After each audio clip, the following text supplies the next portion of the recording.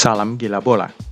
Barcelona mengalahkan Real Madrid 4-0 di ajang El Clasico dan kini pasukan Carlo Ancelotti adalah pihak yang tertawa paling keras menyaksikan kekalahan Barca di tangan tim degradasi Cadiz. Tetapi sebelum kita mulai membahas dampak kekalahan Barca tersebut untuk peluang juara Los Blancos, klik subscribe agar kami bertambah semangat.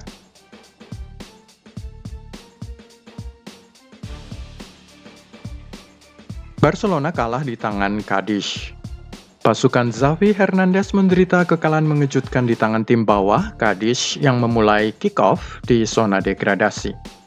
Gol jarak dekat dari mantan pemain Arsenal, Lucas Perez, mematahkan dua blocking yang dilakukan kiper Marc-Andre ter Stegen dari jarak dekat. Usai crossing panjang ke dalam kotak, disundul oleh Ruben Sobrino. Kekalahan 1 gol ini mengakhiri rangkaian 7 kemenangan beruntun yang dicatatkan Barca di ajang Liga Spanyol. Siapa yang salah dari kekalahan tersebut? Jika Anda melihat rekaman pertandingan, maka ada dua pemain bertahan Barca yang bersalah untuk gol Lucas Perez tersebut. Crossing datang dari tengah lapangan dan Eric Garcia serta Clement Lenglet cuma terpaku melihat bola datang, dengan 3 pemain Barca mengawal 3 pemain Cadiz di dalam kotak penalti. Blaugrana berusaha sekeras yang mereka bisa untuk mencari gol balasan dan mereka nyaris mencetak gol dalam beberapa kesempatan, tetapi melewatkan umpan terakhir atau melihat kiper Jeremias Ledesma melakukan penyelamatan yang luar biasa. Cadiz terus-menerus menemukan cara untuk mempertahankan keunggulan tipis mereka dan memiliki beberapa peluang, menggandakan keunggulan mereka dan mengakhiri pertandingan dengan Lex Fernandez gagal melesakkan bola dari jarak dekat. Mirip dengan situasi gol Lucas Perez.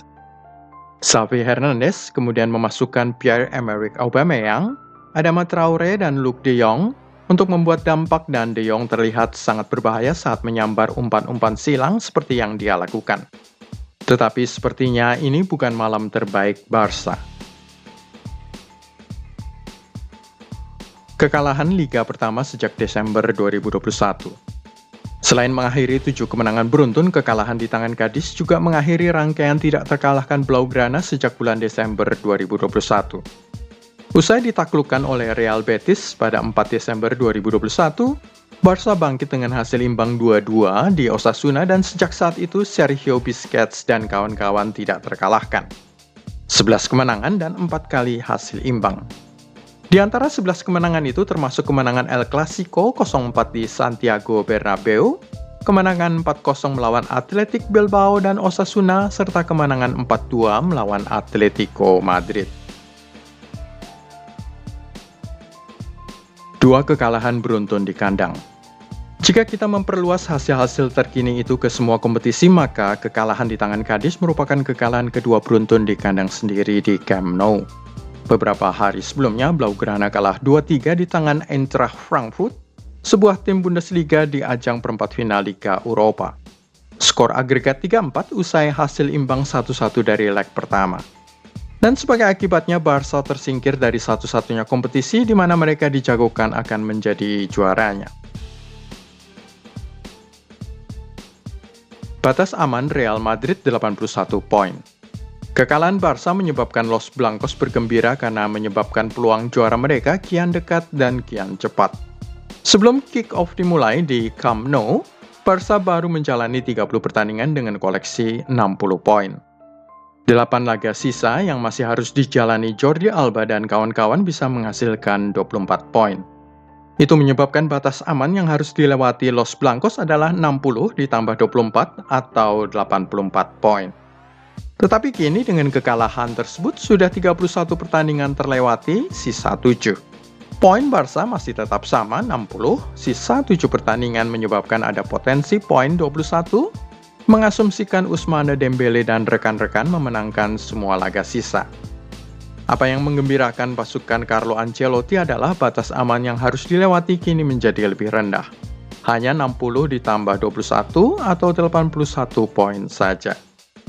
Itu berarti 6 poin lagi karena Real Madrid sekarang sudah mengoleksi 75 poin total. Cukup mencatatkan 3 kemenangan dari 3 laga selanjutnya, maka Karim Benzema dan kawan-kawan sudah bisa merayakan gelar juara La Liga mereka. Kapan Real Madrid memastikan diri juara?